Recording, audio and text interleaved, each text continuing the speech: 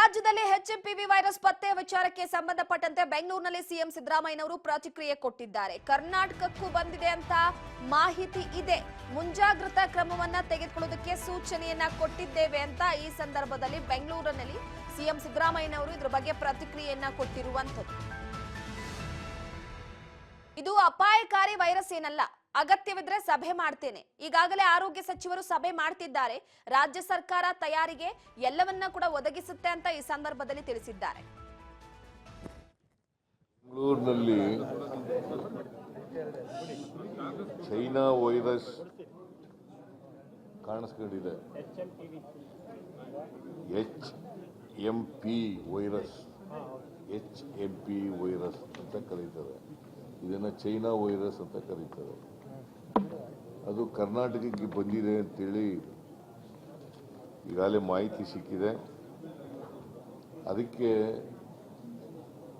ಮುಂಜಾಗ್ರತಾ ಕ್ರಮಗಳನ್ನು ತಗೋಬೇಕು ಅಂತೇಳಿ ನಾನು ಹೆಲ್ತ್ ಡಿಪಾರ್ಟ್ಮೆಂಟ್ನವ್ರಿಗೆ ಸೂಚನೆ ಕೊಟ್ಟಿದ್ದೀನಿ. ಮತ್ತು ನಮ್ಮ ದಿನೇಶ್ ಗುಂಡೂರಾವ್ ಹೆಲ್ತ್ ಮಿನಿಸ್ಟ್ರು ಅವ್ರಿಗೂ ಕೂಡ ಅವ್ರ ಜೊತೆಲೂ ಕೂಡ ಮಾತನಾಡಿದ್ದೀನಿ. ಅವ್ರು ಈಗಾಗಲೇ ಸಭೆ ಕರೆದು ಸಭೆ ನಡೀತಾ ಇದೆ. ಸೊ ನಾವೆಲ್ಲ ಮುಂಜಾಗ್ರತಾ ಕ್ರಮಗಳನ್ನು ತಗೊಳ್ತೀವಿ. ಅದನ್ನು ತಡೆಗಟ್ಟಲಿಕ್ಕೆ ಏನೇನು ಬೇಕು ಎಲ್ಲ ಕ್ರಮಗಳನ್ನು ಕೂಡ ಆರೋಗ್ಯ ಇಲಾಖೆ ಮತ್ತು ವೈದ್ಯಕೀಯ ಶಿಕ್ಷಣ ಇಲಾಖೆ ಅವೆಲ್ಲ ಇಲಾಖೆಗಳು ಕೂಡ ತಗೊಳ್ತದೆ ಅಂತ ಮಾಡ್ತೇವೆ. ಯಾಕಂದರೆ ಈ ವೈರಸ್ಸು ಇಬ್ಬರು ಮಕ್ಕಳಲ್ಲಿ ಈಗಾಗಲೇ ಗೊತ್ತಾಗಿ ಎರಡು ಪ್ರಕರಣ ಆಗಿದೆ, ಕಾಣಿಸ್ಕೊಂಡಿದೆ.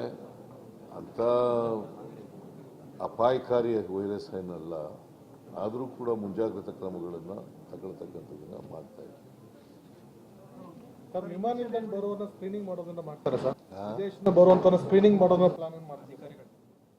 ನೋಡೋಣ, ಈಗ ಹೆಲ್ತ್ ಡಿಪಾರ್ಟ್ಮೆಂಟ್ ಅವ್ರು ಏನೇನು ಕ್ರಮ ತಗೋಬೇಕು ಅಂತಾರೆ ಅವೆಲ್ಲ ತಗೊಳ್ಳಿಕ್ಕೆ ಹೇಳಿದ್ದೀನಿ. ಬೆಂಗಳೂರಿನಲ್ಲಿ ಚೈನಾ ವೈರಸ್ ಕಾಣಿಸ್ಕೊಂಡಿದೆ. HMP ವೈರಸ್ ಅಂತ ಕರೀತಾರೆ. ಇದನ್ನ ಚೈನಾ ವೈರಸ್ ಅಂತ ಕರೀತಾರೆ. ಅದು ಕರ್ನಾಟಕಕ್ಕೆ ಬಂದಿದೆ ಅಂತೇಳಿ ಈಗಾಗಲೇ ಮಾಹಿತಿ ಸಿಕ್ಕಿದೆ. ಅದಕ್ಕೆ ಮುಂಜಾಗ್ರತಾ ಕ್ರಮಗಳನ್ನು ತಗೋಬೇಕು ಅಂತೇಳಿ ನಾನು ಹೆಲ್ತ್ ಡಿಪಾರ್ಟ್ಮೆಂಟ್ನವ್ರಿಗೆ ಸೂಚನೆ ಕೊಟ್ಟಿದ್ದೀನಿ. ಮತ್ತು ನಮ್ಮ ದಿನೇಶ್ ಗುಂಡೂರಾವ್ ಹೆಲ್ತ್ ಮಿನಿಸ್ಟ್ರು ಅವ್ರಿಗೂ ಕೂಡ ಅವ್ರ ಜೊತೆಲೂ ಕೂಡ ಮಾತನಾಡಿದ್ದೀನಿ. ಅವ್ರು ಈಗಾಗಲೇ ಸಭೆ ಕರೆದು ಸಭೆ ನಡೀತಾ ಇದೆ. ಸೊ ನಾವೆಲ್ಲ ಮುಂಜಾಗ್ರತಾ ಕ್ರಮಗಳನ್ನು ತಗೊಳ್ತೀವಿ. ಅದನ್ನು ತಡೆಗಟ್ಟಲಿಕ್ಕೆ ಏನೇನು ಬೇಕು ಎಲ್ಲ ಕ್ರಮಗಳನ್ನು ಕೂಡ ಆರೋಗ್ಯ ಇಲಾಖೆ ಮತ್ತು ವೈದ್ಯಕೀಯ ಶಿಕ್ಷಣ ಇಲಾಖೆ ಅವೆಲ್ಲ ಇಲಾಖೆಗಳು ಕೂಡ ತಗೊಳ್ತದೆ ಅಂತ ಮಾಡ್ತೇವೆ. ಯಾಕಂದರೆ ಈ ವೈರಸ್ಸು ಇಬ್ಬರು ಮಕ್ಕಳಲ್ಲಿ ಈಗಾಗಲೇ ಗೊತ್ತಾಗಿ ಎರಡು ಪ್ರಕರಣ ಆಗಿದೆ, ಕಾಣಿಸ್ಕೊಂಡಿದೆ. ಅಂತ ಅಪಾಯಕಾರಿ ವೈರಸ್ ಏನಲ್ಲ, ಆದರೂ ಕೂಡ ಮುಂಜಾಗ್ರತಾ ಕ್ರಮಗಳನ್ನು. ಒಂದು ಕಡೆ ಈಗಾಗಲೇ ವೈರಸ್ ಪತ್ತೆಯ ವಿಚಾರಕ್ಕೆ ಸಂಬಂಧಪಟ್ಟಂತೆ ಸಿದ್ದರಾಮಯ್ಯನವರು ಕೂಡ ಕೆಲವೊಂದಿಷ್ಟು ವಿಚಾರವಾಗಿ ಇದ್ರ ಬಗ್ಗೆ ಗಮನ ಹರಿಸಿದ್ದೀವಿ. ಸರ್ಕಾರದಿಂದ ಯಾವೆಲ್ಲ ರೀತಿಯ ಒಂದು ಸಹಾಯ ಬೇಕು ಅದೆಲ್ಲ ಕೂಡ ನೀಡಲಾಗುತ್ತೆ. ಆದ್ರೆ ಇದು ಹೆದರಿಕೆ ಪಡುವಂತ ವೈರಸ್ ಏನಲ್ಲ. ಈ ಹಿನ್ನೆಲೆಯಲ್ಲಿ ಅಂದ್ರೆ ಅಪಾಯಕಾರಿ ಆಗಿಲ್ಲ, ಆದಷ್ಟು ಕೂಡ ನಾವು ಎಚ್ಚರಿಕೆಯಿಂದ ಇರೋಣ. ಯಾಕಂದ್ರೆ ಇದರ ಸಿಂಟಮ್ಸ್ ಅಂದ್ರೆ ಮೀನ್ಸ್ ಲಕ್ಷಣಗಳು ಇರುವಂತದ್ದು ಸೇಮ್ ಕೋವಿಡ್ ತರನೇ. ಮೂಗು ಕಟ್ಟೋದು, ಕೆಮ್ಮು, ಶೀತ, ಜ್ವರ, ಗಂಟ್ಲು ಕಟ್ಟೋದು, ವಾಸನೆ ಅಥವಾ ಜ್ವರ ಬಂದ ತಕ್ಷಣ ನೋಡಿ, ಪ್ರಮುಖವಾಗಿ ಇತ್ತೀಚೆಗೆ ನಾವು ಈ ವೆದರ್ ಅಂದ್ರೆ ಚಳಿಗಾಲ ಆಗಿರೋದ್ರಿಂದ ಇದು ಕಾಮನ್ ಚಳಿಗಾಲ ಅಂತ, ಆದ್ರೆ ಸ್ವಲ್ಪ ಎಚ್ಚರಿಕೆಯಿಂದ ಇರೋಣ. ವೈರಸ್ ಅನ್ನೋದು ಗಾಳಿಯಲ್ಲಿ ಅತಿ ಹೆಚ್ಚಾಗಿ ಬರುವಂತ ಹಿನ್ನೆಲೆಯಲ್ಲಿ ಸ್ವಲ್ಪ ಮಟ್ಟಿಗೆ ಮಾಸ್ಕ್ ಆಗಿರಬಹುದು, ಅದರ ಜೊತೆಗೆ ಸುತ್ತಮುತ್ತಲು ಸ್ವಚ್ಛತೆಯಿಂದ ಇರಬೇಕಾಗುತ್ತೆ. HMPV in India, which is not true, because HMPV is an existing virus and certain percentage of people do get affected by this virus, and it is not something new.